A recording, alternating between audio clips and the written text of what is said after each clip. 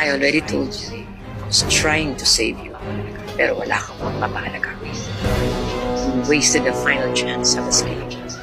The final chance I was giving you. Prove yourselves to me. I want to rescue the company from possible doom.